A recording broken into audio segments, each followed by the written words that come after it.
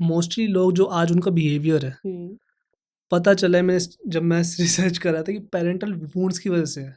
Okay, तो now millennial parents बन रहे हैं, क्या वो हाँ, बेटर होंगे अपने पेरेंट्स से?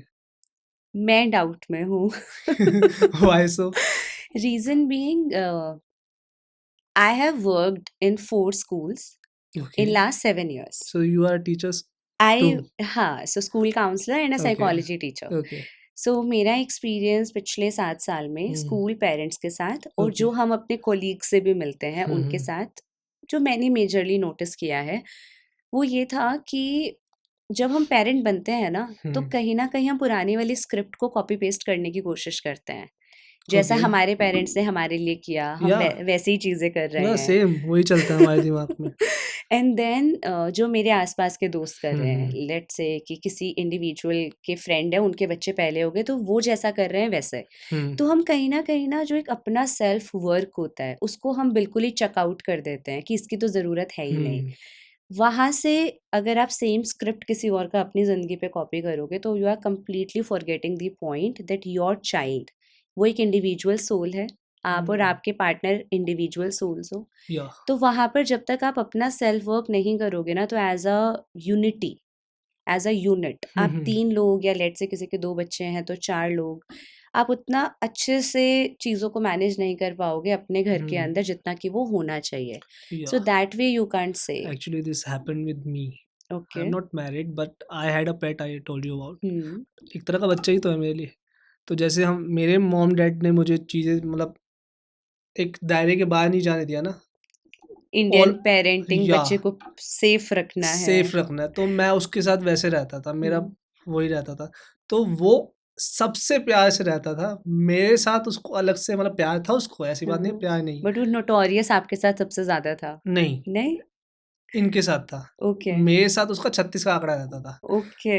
तो मुझे समझ आया जो मेरे पेरेंट्स ने मेरे साथ करा, मैंने उसके साथ स अनकॉन्शियसली ही उसके साथ कर लिया मैंने। अनकॉन्शियस तो नहीं बोलूँगा, सबकॉन्शियस वो सबकॉन्शियसली। उसके साथ कर लिया मैंने। एंड जो मेरी फीलिंग्स थी अपने पेरेंट्स के लिए, कहीं न कहीं उसकी फीलिंग्स मेरे लिए हो गई। तो वो हम्म। समझ आता है कि हाँ, हम वो सेम स्क्रिप्ट कॉपी कर देते हैं कहीं न ये कहीं। मैंने काउंसलिंग सेशंस में पेरेंट से सुना है। हुँ, पेरेंट इस बारे में बात करते हुँ, हैं कि गार्गी, जो हमने अपने बड़े वाले बच्चे के साथ किया, अब हमारा बड़ा वाला बच्चा वही चीज़ें छोटे बच्चे के साथ कर रहा है, तो हुँ, हमें समझ आ रहा है कि why is it important that हम एज अ पेरेंट बच्चों के साथ जस्टिस सही तरीके से करें। हुँ, सो ये प्रॉब्लम आती है। आपने बड़े वाले बच्चे को थप्पड़ मारा, तो जब बड़े वाले बच्चे को गुस्सा आता है तो छोटे को भी थप्पड़ मारता है। हुँ, सो यू कांट एक्सपेक्ट कि आपने बच्चे को जिस तरीके की पेरेंटिंग की तो उससे कुछ रिवर्स बिहेवियर करेगा हुँ, छोटे वाले के साथ या हुँ, दूसरे बच्चों के साथ।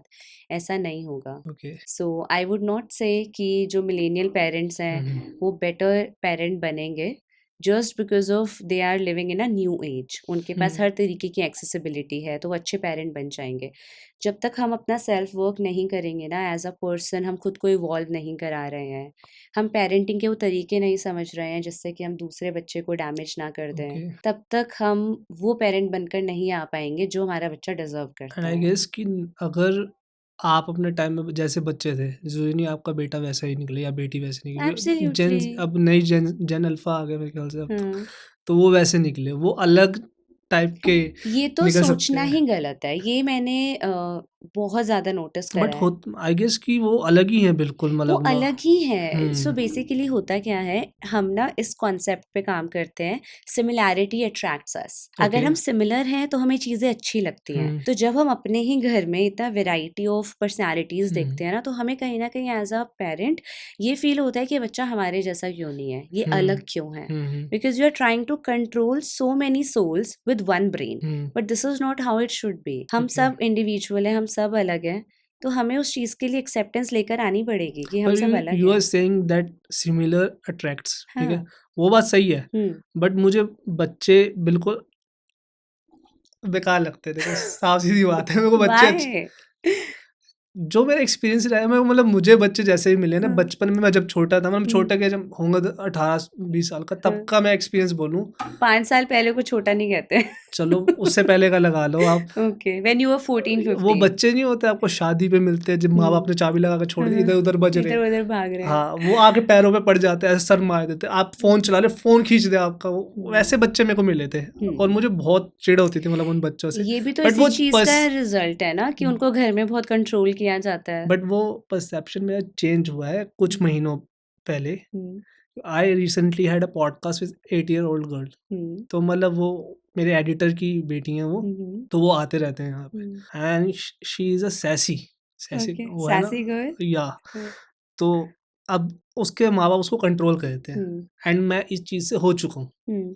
तो मैं उसको फ्री स्पिरिट की तरह छोड़ देता हूँ, तेरे को जो कहना कह, तेरी वो मम्मी करो। वो, क्योंकि उसकी मॉम को तो मैं डांट देता हूँ, हाँ, बिकॉज वो मेरे सामने तो बोलते नहीं, तो मैं उसको पता है वो आके, मैं उसका फेवरेट हूँ। ओके। और मुझे अभी तक यकीन नहीं होता मैं किसी बच्चे का फेवरेट हो सकता हूँ, मुझे बच्चे पसंद नहीं है। सो और सामने वालों के भी 2 बच्चे, उनका मैं फेवरेट चाचू हूँ, आई ओके, डोंट नो व्हाई। सो इसका रीजन ये है कि तुम्हारे पास कूल गैजेट्स हैं या या फिर तुम एक्चुअली एक अच्छे चाचू और एक अच्छे भैया हो? I guess, I don't want to use the word So तो that basically means मैं उनको फन तुम्हारे हूँ, पास मतलब मुझे आके फ्रीडम फील होती है। या So you answered the question you asked me या मतलब कि मुझे वही हो गया। ऐसा लगता है कि अब मुझे परसेप्शन चेंज हुआ है ना मेरा। Exactly. बट मैं वो सारे बच्चे अभी भी पसंद नहीं है, वो बच्चे मतलब नहीं समझ आता है, मतलब मोस्टली क्या है कि अब जैसे मेरे को बच्चे मिल रहे हैं इस एज में, क्या पता मेरी एज बढ़ गई है, तो अब मैं किसी और पॉइंट ऑफ व्यू से समझ पा रहा हूँ उनको। उस टाइम में शायद मैं खुद ही इतना ही बचकाना था कि मेरे साथ कोई क्लैश कर रहा है, अब मैं उनको कह रहा हूँ कि नहीं, जियो अपनी जिंदगी, तो जियो ऐसे इसकी अपनी वजह से जिंदगी। शायद हो सकता है। 14-15 की एज में जब आप थे, आप टीनेजर थे, तो being a hmm, teenager generally हमें वो बच्चा एनर्जी पसंद नहीं आती। या बट जब हम इस वाली एज में आ जाते हैं, where you are, I don't want to quote your age, I so am 26। मैं कौन सी लड़की हूँ जो मैं नहीं बताऊंगा। सो यहाँ पर आते आते ना hmm, we understand I that won't tell your age. You can tell my age also. आप बताओ, मैं नहीं, इस लफड़े में पढ़ना ही नहीं है मेरे सो को। इस एज में आते आते we respect and appreciate okay. The other people also. तो हमारे अंदर एक एप्रिसिएशन रिस्पेक्ट आ जाती है ओके। बच्चों को लेके, या डाइवर्सिटी को लेकर। So just that you are या एजिंग। या मैं कह रहा हूँ मेरा परसेप्शन बदला है, साथ में मैंने बताया पहले एग्रेसिव था थोड़ा, या अब मैं थोड़ा जॉली हो गया हूँ, कि अब हाँ। समझ आता है यार सब, हर किसी को अपनी लाइफ में दिक्कतें हैं पड़ी, तुम हंसा लो उनको, बस क्या जा रहा है। थैंक यू सो मच भाई एंड तक देखने के लिए। अगर ऐसी और क्लिप्स चाहिए ना तो भाई सब्सक्राइब करो जाम विद जाम क्लिप्स को।